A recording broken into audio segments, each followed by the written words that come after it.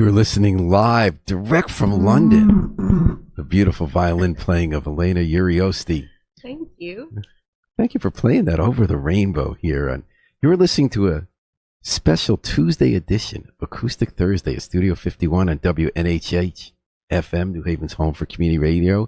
And we are honored to have the presence today of a world-class musician who is spending, I believe it is 3 days in her city. Yes. And she's busy.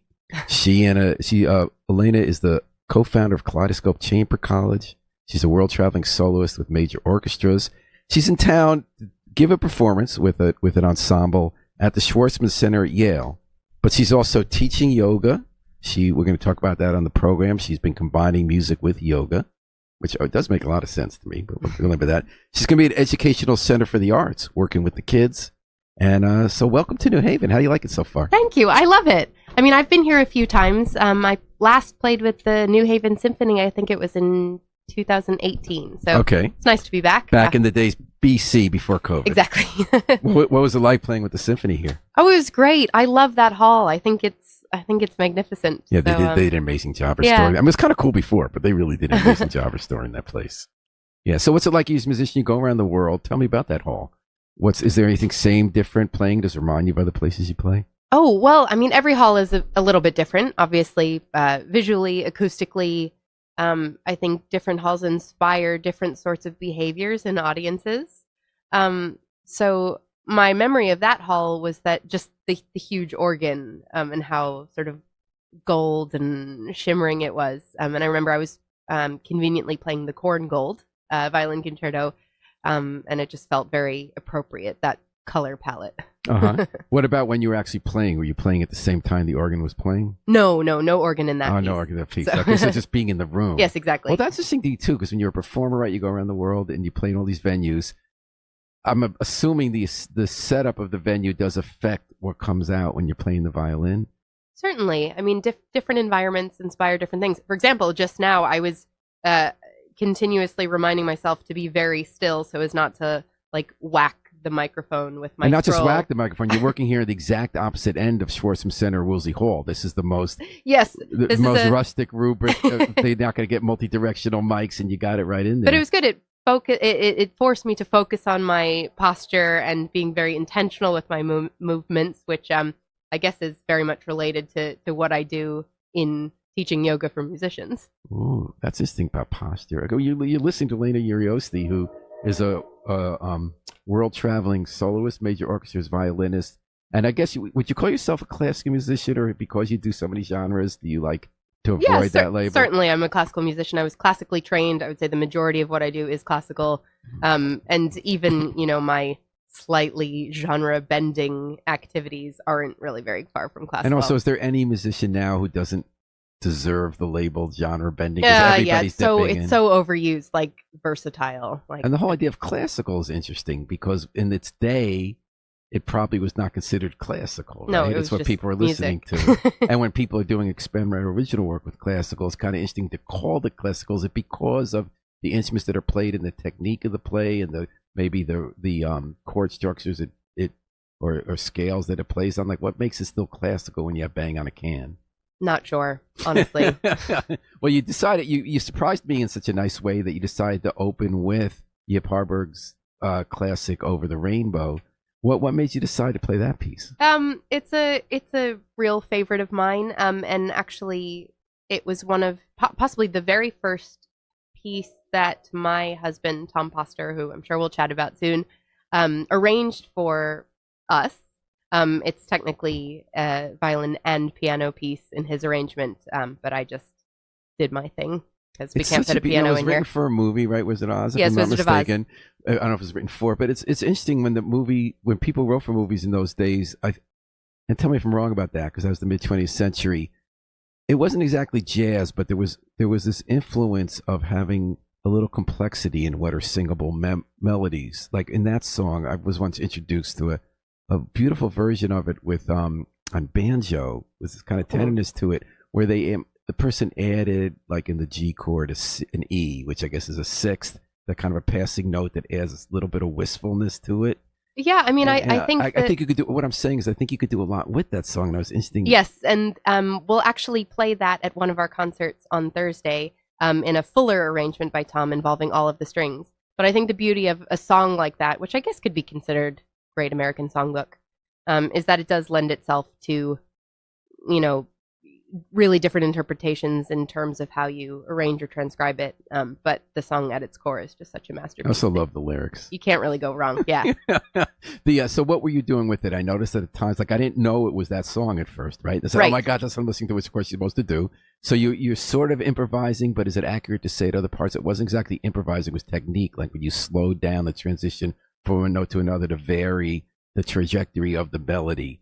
Well, sort of, but it actually just starts with the verse, which is one of Tom's arranging trademarks. He loves, putting a verse in, especially if it's not one that people know immediately. Mm-hmm. And then you get to the chorus, of course, and then it's actually really unfair of me to play it without him because the melody is always sort of going through it, just in his part, and he gave me. But I was interested in how you varied the tempo, and when you decided to play more than one string at a time, and when you didn't. What was the decision making that went into that? You'd have to ask Tom. It's just you were playing. Well, I'm just doing what was on the page. Okay. But yeah, I think the beauty of a string instrument is that you can do all sorts of things. You can trill, you can flutter around, you can play double stops, and yeah, we get to do all sorts of things. And I think when people write well for the instrument, they showcase all of its capabilities. Well, that was just a terrific version of Open Rainbow. And you're listening to Elena Urioste, who is visiting our city. The main event is Thursday, April 24th at Yale Schwarzman Center. Is that open to the public? Can people just come? I believe so. Yes, you have to register, but very much open to the public. So go to their website. Yes. And so you're with a group with your husband, Tom Poster, who since the pandemic, you've been sort of a team, right? Well, we've been a team for much longer than the pandemic, but our partnership, like many partnerships, was certainly solidified during COVID. So Tom and I actually met back in 2013 when I was working a lot in London. I was a member of the BBC New Generation Artist Scheme, which sort of promotes young artists and gives them all sorts of recording and performance opportunities. And we were put together to make a recording. So it was like a Yenta kind of musical matchmaker. blind date. Yeah. But it was strictly professional at that time. It worked really well musically. It felt totally effortless. But after that, we sort of parted ways and didn't expect to reconnect. But then a few years later, we came together again to play a recital in a different part of England, and then things started brewing. So that kind of partnership was it always also a professional partnership, or did it start out as a? No, it started off professionally. The romance came later, and we married in 2019. Have been playing loads of recitals together, but started the Kaleidoscope Chamber Collective in 2017, sort of just as a result of wanting to do more of what we loved, which is to say, we wanted to play the music that we loved with the people that we love, and as it so happened, all the people in our circle represented a wide variety of backgrounds and nationalities and races, and it sort of by accident became a real celebration of diversity in music and of humanity. And I would say a particular focus of Kaleidoscope is playing and discovering, searching out the music of underrepresented voices, whether because of gender or race or just from being forgotten. We love to play music that feels a bit like buried treasure to us, alongside, of course, masterpieces by all the usual suspects. Like Yip Harburg and... Sorry? Like Yip Harburg and Bach. Yeah. And so is it Kaleidoscope that is the name of the chamber group tomorrow night? Yes, Kaleidoscope Chamber Collective. So you're going to have a clarinetist, David Krakauer, a Grammy Award-winning tenor, Kareem Suleiman, and a violinist, Savitri Greer, and a violinist, Kyle Ambrose, and a cellist, Laura van der Heyden. Laura van der Heyden. Yes. Hayden. So that's a nice, and that's the group that tours? Well, no. So Kaleidoscope is a huge roster of musicians at this point. We've got, loads of strings, brass, singers, woodwinds, and various combinations of us come together for specific projects. We play a lot in London at the Wigmore Hall, where we're in ensemble in residence. But we sort of play all over, and different combinations of people come together based on repertoire, geography, chemistry, So this particular group has never played together in this specific formation, though we've all mostly played together in some combinations. And yeah, this is just the collection of souls who. And are you on a tour, or was this just coming? We are on a tour, yes. So we're here for 3 days in New Haven, but we've just come from Washington, D.C., where we played at the Phillips Collection. We go on to Boston and then Schenectady and finish in New York City. How's Schenectady get in there? There's a very prestigious series there, the Capital Region Classical. So. And how did it go so far? What was DC like? DC was fantastic. The Phillips Collection is a gorgeous place to play. It was Easter Sunday. We couldn't believe how many people were there. The birds were chirping. It was magnificent. And the blossoms still, right? They're on their way out, but it was okay. Very springing and beautiful. It's ephemeral there. Elena Urioste here on WNHH's Acoustic Thursday in Studio 51. It is Tuesday. Got a special edition because we were lucky to have her come in. So tell me how you got into violin. So you were 2 years old watching Sesame Street. You saw Yitzhak Perlman, right? Yes, the story goes, because I don't actually remember this, but my parents have told me many times that I was watching an episode of Sesame Street. Perlman was on, I believe, chatting with Elmo. I saw him playing the violin and just said, I want to do that. They thought it was weird. I don't come from a family of musicians, and they held me off, probably quite sensibly. But I just kept pestering them for an instrument. And then finally, when I was 5, we had moved to the Philadelphia area, and the public school that I attended actually had a strings program, a Suzuki teacher. So I took it up then. Then you're off to the races. You went to Juilliard eventually. And, it's kind of interesting the way a kid can know something. Yes. Because, it could just be not knowing something. Like, I want to go do that. And then you lose interest in baseball or an instrument after 2 minutes. But you saw something at 2. I guess so. Yeah. And it is interesting. What does that make you think? What does that make you think about how you could tell? I really don't know now as the parent of a 3-year-old. I do wonder, each interest, like, oh, is this going to be the thing that sticks, or is this just a fun passing whim? And I think you just have to follow the child, and if they seem insistent on something, listen to them. What do you remember about being 5 years old, picking up the violin and taking anything you remember about if it felt natural, felt like a calling, if that's exaggerating, was it hard to practice? All of those things. I think I loved it fiercely. I decided right then and there that I was going to be a violinist, a concert violinist and a concert soloist, specifically because I obviously wanted to be out in front, not a shrinking violet here. But I did not want to practice in any sort of measured, constructive way. So I think the challenge for me was slowing down, like walking before I ran. And I think just my parents, as I said, they weren't musicians, so they didn't have any vested interest in me being a violinist. But, when it became clear that I was musically talented and needed private lessons, their deal was, we'll take you and we'll pay for these, but you have to meet us halfway with the work, and you have to do what they say, including practice slowly. And eventually I got into a good rhythm. Do you remember any moments from your childhood playing where a song hit you in a certain way when you finally got the idea of how to bow, or a performance that you realized in the interaction with the audience or with other musicians that it spoke to you, that it felt right? Oh, I mean, so many. But I remember the first thing that came to mind when you asked me that was the first time I remember being truly moved by music, like tears sprang to my eyes. I was 6 years old, I think, and my teacher, a brilliant violinist by the name of Xiao Fuzhu in the Philadelphia area, he was just playing this little piece called Seashell, and it's still one of my favorite little encore pieces for violin and piano.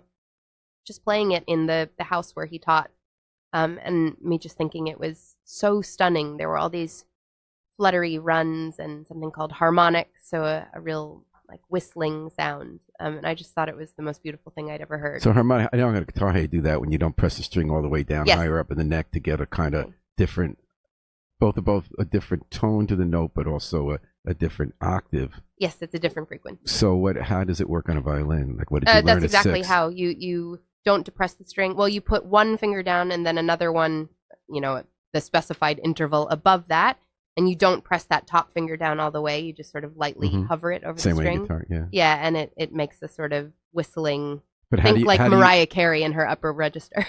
how do you get it to, like, you pluck the string? Or No, and then you bow it. You bow it. Yeah. Okay.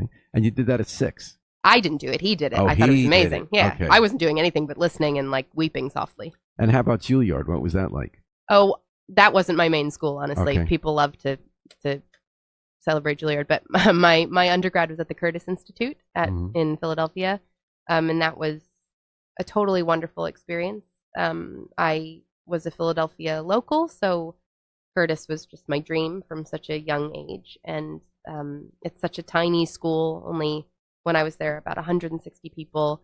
At the time, there weren't the new dorm facilities, or the new building didn't exist at all. So it was just this mansion on Rittenhouse Square in Philadelphia, bit Hogwartsy, and it was just magical. I loved my teacher, Joseph Silverstein. He was like one of the most important people in my life, and I learned so much, not only from him, but also my colleagues, the fellow students, and the orchestra conductor, Otto Werner Müller. Yeah. And then how did you go from there to being able to full-time be a soloist? Did you just audition for stuff? Did you? It sort of sneaks up on you. I think for a lot of us students, we were doing competitions. So I had done a competition, the Sphinx competition, which happens every year in Detroit. It's for Black and Latino string players. And I'd done it and won it once when I was 16, and then I did it again when I was 20. And when I was 20, that's sort of how my career took off, I guess. Just playing with all the major U.S. orchestras through the aid of Sphinx, and I got management then, and then it sort of just snowballed from there. But I was technically in school until I was 22 or 23. I did actually go to Juilliard briefly, but just for a year. But then everyone could say you went to Juilliard. That shows up in your stuff, right? Yeah, I mean. But then you talked about how you're a classical musician. Of course, like any other musician, you have various influences. When I look you up online, both in terms of your genres that they talk about influencing you, it's quite wide. I mean, Nat King Cole, Radiohead, Frank Sinatra, Ella Fitzgerald, Stevie Wonder, and that you also spoke about your own kind of multiple influences in your own life, about being Mexican, Basque, Italian, Russian, Hungarian, American born and raised. Tell me about that, where you're equally at home outside the arbitrary lines of this country, you said. How does that affect you as a musician? Can you understand different kinds of music more easily? Do you... Tell me why it's relevant. Who knows? I mean, sometimes it feels relevant and sometimes it doesn't. Growing up as I guess you could call me mixed race. My dad is Hispanic and my mom is, Russian, Hungarian, Italian, Jewish. So I think they never made me aware of any of this in like a preachy sort of way. But I think I did find a sense of belonging when I first went to the Sphinx competition when I was 16 years old and was playing with this entire orchestra of Black and, for me, Latino string players, and saying like, oh, wow, there are like other people who play my instrument who look like me, and that's really cool. And I didn't think that was something that was important, but as it turns out, it is. That was really meaningful. At the same time, I think that, it sounds so cheesy and cliche, but music is something that has the power. It doesn't always do this, but it has the capability of transcending, all the human stuff. It connects us on a sort of more... Goes deeper into who we are. It goes deeper and wider. Like, it connects us more cosmically, I think. Or it can. Doesn't always. But it has that power. And so I think... Yeah, I don't know. Probably a vague answer, but I think sometimes these things matter and sometimes they don't. Well, I don't think me being,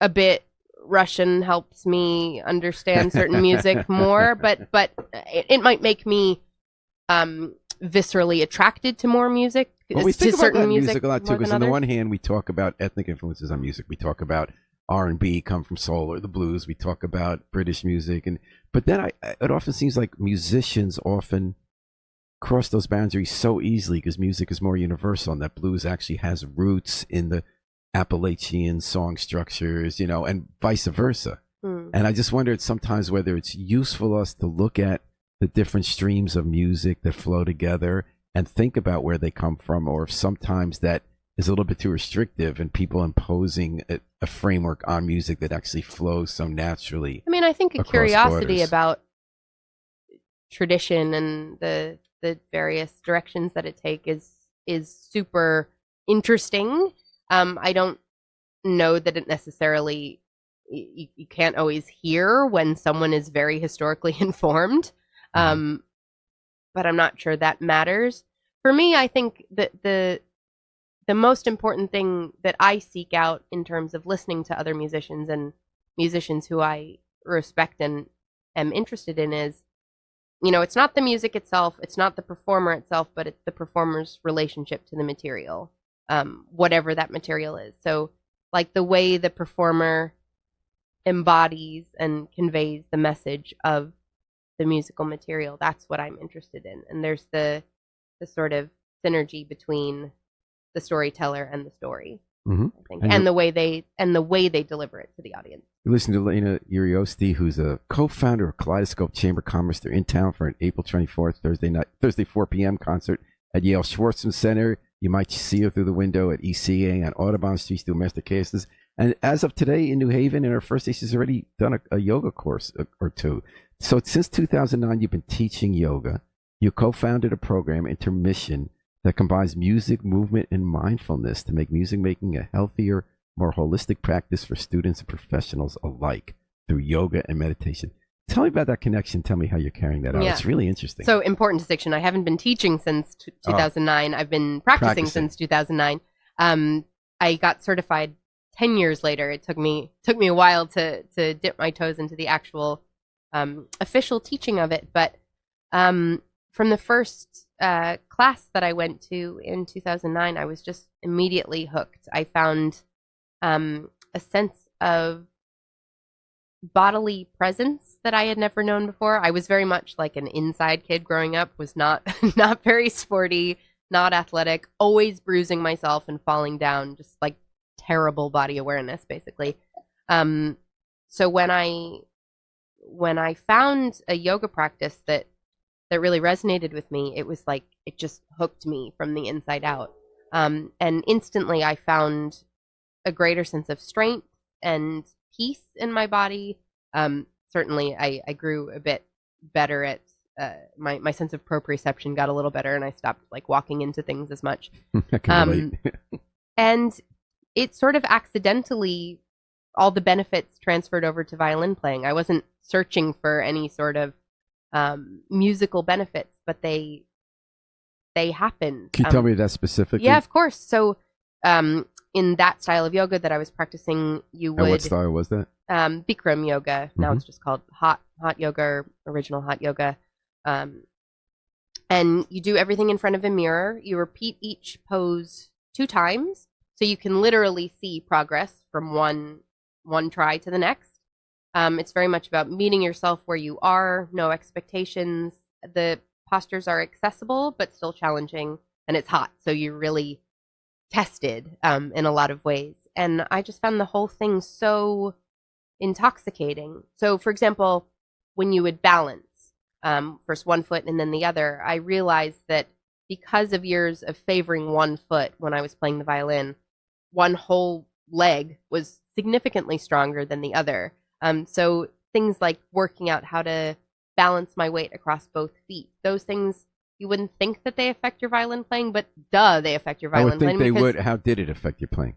Well, I just felt infinitely more centered and rooted and not crooked, because we think somehow that our arms are disconnected from the rest of the body, but obviously they're not. It's one ecosystem. So if you're more connected, if you're more evenly balanced, how does that affect when you play? Does it make it easier to hit a note? Does it get you deeper into the note when you're playing it for a long time? Does it just keep your pacing? I mean, for me, it just made me feel more inside the whole system and less like I was putting this like foreign wooden box onto my body, and more like the whole system was operating as one, I guess, holistically. I felt my breath become much more conscious and intentional, and I started thinking of my bow arm as an extension of my breath. I started being able to, I would have to practice things less because I could achieve accuracy more quickly. Just the whole process And became much I don't more. want to read into what you're saying. It sounds to me also that you got deeper into the music as a result. If you're breathing and you're approaching your Sure. flow, if the I bow mean, feels certainly, no, I don't mean if it's not true, don't say sure. I mean, like it just sounded to me I was hearing a connection to the music you're playing in a more complete flow from the instrument to you. well, I certainly felt more comfortable. I started to feel more comfortable, and when you're comfortable, you can allow yourself to sort of sink into things. Another concrete thing that happened was my attention span became much more sort of streamlined and focused. So, I still didn't achieve, I don't know if you want to call it flow state every moment of every concert, but there is a similar thing that happens in a yoga practice if you really are able to lose yourself and let the breath be your guide. Um, that became a more similar experience when I was playing music as well. So, And then 10 years later, you start becoming a teacher. yes, I went to And it teacher sounds to training. me that your teaching incorporates the music. Definitely. Well, Tell I me love about what you're doing. the What's your reason I thing? got certified is because I wanted to teach yoga to other musicians, and allow them to feel the benefits of bodily awareness, joint alignment, using your breath as a guide for playing music, um, and just generally making the process of practicing and performing a much happier, more holistic enterprise. That's lovely. So are do you teach a regular class, or all your students musicians? I don't teach a regular class, Oh, they're though like during the special classes. pandemic, my partner Melissa and I, we would offer online classes once a week. But since then, no, we mostly do in-person workshops. Something like this residency at the Schwartzman Center. Which we're not calling a residency, by the way. Remember, it's a term of art. Our our visit, our happening, 3-day, very busy visit, doing a lot of different stuff. Experience at the Schwartzman Center. Yeah. It's sort of the perfect opportunity to connect all the dots. And at 3 p.m. before your show, aren't you doing something tomorrow? Thursday? The start of both concerts at 4 p.m. and 7:30 on Thursday will, both shows will begin with the sort of group breathing exercise so that the performers and the audience can sort of enter into the listening experience from the same jumping off point. And breathing and breath are always central to playing music, correct? I mean, they're central to living. So yeah. I think, the more we can center them in our music making, it's ideal. Do you find as a musician you sometimes forget? Because an amateur, when I play, I often remind myself halfway through I forgot to breathe. Yeah, totally. So tell me about that. Well, I think, well, listen, we're never gonna totally forget to stop breathing because our bodies have an autopilot setting, which is what we're on most of the time. But if you can start to train your body and your mind to access a more intentional way of breathing, it takes practice, like everything else. But it just starts to, it changes the experience. It transforms it. You get to choose when you inhale, when you exhale. You get to sort of decide your own contours of breath. And certainly as a performer, not only does breathing from a very physical standpoint help settle nerves, calm the heart rate, stop the jitters, if you can start breathing through your phrases in an intentional way, I think it really transforms the shape of the music from the inside out. That sounds great. I think people are in for a treat. So I didn't realize this was all 7:30. Yes, Thursday. There's 2 shows. 2 shows Yep. of the Kaleidoscope Chamber Collective. Collective. Yes. Co-founded by Elena Urioste. It's been so great to chat with you. You're up to so many interesting things. Thank you. And it all does seem connected to each other. Good, that's the idea. Should we do a quick play of the Jukebox album that you did with Sure. Tom Poster? Yes. And this is called Jukebox Toodaloo. Let me just see if I can get it. Sorry, I'm just trying to.